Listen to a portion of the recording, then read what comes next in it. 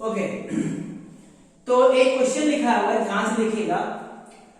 A cricketer visit India every year for 120 days. एक cricketer जो है वो इंडिया में आता है हर साल कितने दिन के लिए? 120 days from the last 10 years. 10 साल से वो इंडिया में आ रहा है और हर साल कितने दिन के लिए आता है? 120 दिन के लिए आता है। ठीक, इसकी रेसिडेंशियल स्टेटस निकालिए साहब, इसकी रेसिडेंशियल स्टेटस हमें निकालनी है। तो आओ चलते हैं। सबसे पहले 19-20 की बात करें तो 19-20 में वो आया है 120 दिन के लिए। 18-19 में वो आया होगा 120 दिन। 17-18 में भी आया होगा 120 दिन। 16-17 में भी आया होगा 120 दिन। 15-16 में भी आया होगा 120 दिन। 14-15 में भी आया होगा 120। 13-14 में भी 120। 12-13 में भी 120 और 11-12 में भी 120। 10-11 में 120। 1 2 3 4 5 6 7 8 9 10। ठीक, 10 साल से वो आ रहा है और हर साल कितने दिन के लिए आता है? 120 दिन के लिए। अब क्वेश्चन में कहता है कि इसकी रेसिडेंशियल स्टेटस निकालिए साहब। तो सबसे पहले तो मुझे यह तय करना होगा कि वो रेसिडेंट है कि नहीं है। पहला हमारा क्या चीज होगा? पता करना कि वो रेसिडेंट है कि नहीं है। रेसिडेंट के लिए पहली कंडीशन है कि वो इस साल 182 दिन या उससे ज्यादा रहा हो। तो जल्दी से बताइए, यही तो है रेलेवेंट प्रीवियस ईयर।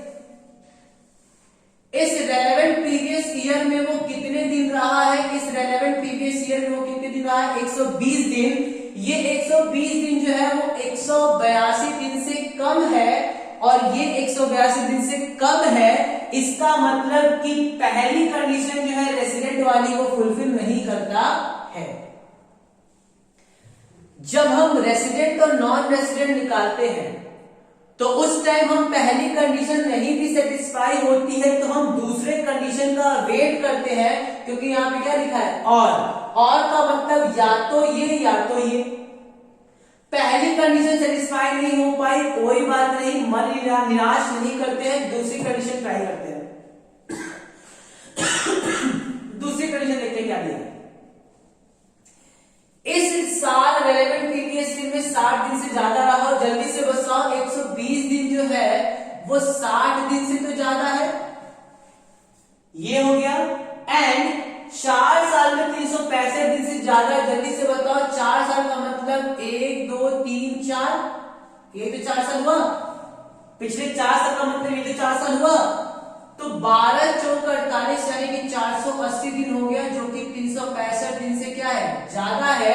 और अगर 365 दिन से ज्यादा है, इसका मतलब कि पहली कंडीशन भी सेटिस्फाई, दूसरी भी हो गई। इसका मतलब कि ये वाली कंडीशन को सेटिस्फाई कर रहा है, और अगर ये वाली कंडीशन सेटिस्फाई कर रहा है, इसका मतलब कि वो क्या हो गया?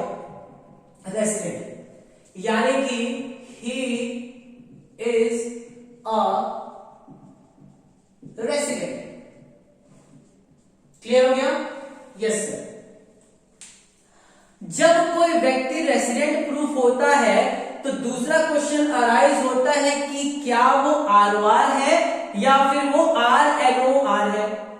या तो वो ROR है या फिर वो RNOR है। अब हम लोग चेक करेंगे, तो जब ROR और RNOR चेक करना होता है तो हमारे पास एडिशनल कंडीशन है, और एडिशनल कंडीशन के लिए क्या होता है? एंड।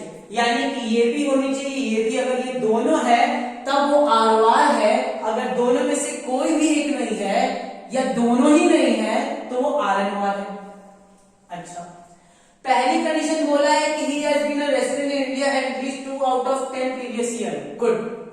पिछले 10 साल में वो 2 बार रहा हो, तो जरा बताओ 10 साल में एक बार तो प्रूफ हो गया रेसिडेंट। अब 1 साल और प्रूफ करने के लिए मैं 1 साल पीछे आऊंगा। मैं 1 साल क्या आऊंगा? पीछे आऊंगा। जल्दी से बताओ, अगर मैं 1 साल पीछे आऊंगा तो अब ये रेलेवेंट प्रीवियस ईयर बन गया ना? अब ये रेलेवेंट प्रीवियस ईयर है ना? बोलो, यानी कि अब ये रेलेवेंट प्रीवियस ईयर बन जाएगा, और रेलेवेंट प्रीवियस ईयर बताओ 60 दिन से ज्यादा है। यस सर 60 दिन से ज्यादा है। अगर वो 60 दिन से ज्यादा है इसका मतलब कि अभी वो रेसिडेंट हुआ नहीं है, क्योंकि फिर देखना होगा पिछले 4 साल में वो 365 दिन से ऊपर खाया नहीं। अब पिछले 4 साल इसके लिए क्या होगा, पिछला 4 साल ये होगा। इस 4 साल में वो कितने दिन रहा है, इस पिछले 4 साल में वो रहा है 480 दिन, ये भी 365 से ज्यादा है। इसका मतलब कि वो इस बार भी रेसिडेंट हो गया और इस बार भी रेसिडेंट हो गया। कितने लोगों को चीज समझ में आई कि नहीं, एक बार और देखते हैं। ठीक, ध्यान से सुनिएगा। इस बार रेलेवेंट प्रीवियस ईयर की बात करें तो रेलेवेंट प्रीवियस ईयर में वो 120 दिन रहा है, इसका मतलब कि 60 दिन से ऊपर। इसका मतलब कि वो पहली वाली जो कंडीशन थी बेसिक, उसकी दूसरी वाली कंडीशन फुलफिल कर दिया। 60 दिन रहा है और 4 साल में 365 दिन रहा है, तो वो रेसिडेंट हो गया इस साल। जब दूसरी बार मुझे रेसिडेंट प्रूफ करना होगा तो मैं 1 साल और पहले आ जाऊंगा, पहले स्किप कर जाऊंगा। 1 साल जब मैं पहले आऊंगा तो अब ये रेलेवेंट प्रीवियस ईयर बन जाएगा। अब ये रेलेवेंट प्रीवियस की बात करें तो इसमें 182 दिन तो नहीं रहा, लेकिन 60 दिन से ऊपर रहा है। 60 दिन से रहा है तो हम चेक करेंगे पिछले 4 साल में 365 दिन रहा है कि नहीं। पिछले 4 साल में 480 दिन रहा है, इसका मतलब कि 365 से क्या है, ज्यादा है। इसका मतलब कि वो 18-19 में भी क्या हो गया, रेसिडेंट। अब चूंकि ये 2 बार रेसिडेंट प्रूफ हो गया आउट ऑफ 10, इसके नीचे हम नहीं जाएंगे क्योंकि हमको 2 ही चाहिए था और 2 बार प्रूफ हो गया। आगे बात समझ में, मुझे 2 ही चाहिए था, 2 बार प्रूफ हो गया, अब मैं नीचे नहीं जाऊंगा, यानी कि ये वाली कंडीशन सेटिस्फाई हो गई। अभी भी वो आरओआर नहीं बना है, क्योंकि आरओआर के लिए दोनों के दोनों कंडीशन सेटिस्फाई होनी चाहिए। दूसरी कंडीशन क्या है कि 7 साल में 730 दिन, तो 7 साल में 730 दिन का मतलब हो गया वापस से ये 7 साल, यानी कि 1 साल 2 साल 3 साल 4 साल 5 साल 6 साल 7 साल। इसका मतलब है कि इसको जब मैं ऐड करूं तो ये 730 दिन से ज्यादा आना चाहिए। काउंट कर लेते हैं, 12 1 12 7 यानी कि 84, यानी कि 840 दिन। इसका मतलब कि 40 डेज जो है वो 730 से ज्यादा है। अगर 730 से ज्यादा है, अगर 730 से ज्यादा है, इसका मतलब कि ये वाली भी कंडीशन फुलफिल हो जाएगी। अगर ये भी हो गया, ये भी हो गया, ये भी हो गया और ये भी हो गया, इसका मतलब कि he is ROR, he is ROR, resident and ordinary resident. ठीक, तो वो रेसिडेंट भी है और वो ROR भी है। कोई दिक्कत? फिर बताते हैं पिछले 7 साल में मैं चेक करूंगा कि 730 से ऊपर है कि नहीं। अगर पिछले 7 साल में वो 730 से ऊपर हो गया, इसका मतलब कि ये भी कंडीशन फुलफिल हो गई, ये भी हो गई, तो वो रेसिडेंट भी हो गया। और रेसिडेंट के बाद से वो दोनों कंडीशन भी फुलफिल कर रहा है, इसका मतलब कि वो ROR हो गया। आपके लिए एक होमवर्क है, आपके लिए होमवर्क क्या है कि यही सेम क्वेश्चन आपको करना है, ये मानकर कि वो कितने दिन रहा है, 100 डेज। आप लोग ट्राई करना और इसका सॉल्यूशन हम लोग करेंगे अगली क्लास में। ठीक, सारे बच्चे मुझे इसका सॉल्यूशन भेजेंगे और इसके सॉल्यूशन जो है हम लोग नेक्स्ट क्लास में करेंगे कि यही सेम अगर क्वेश्चन होता और मुझे चेक करना होता कि 100 दिन वो रहता है तो क्या होगा, तो इसका हम डिस्कस करेंगे। आई होप कि सारे बच्चों को ये कंसेप्चुअली क्लियर हो गया होगा।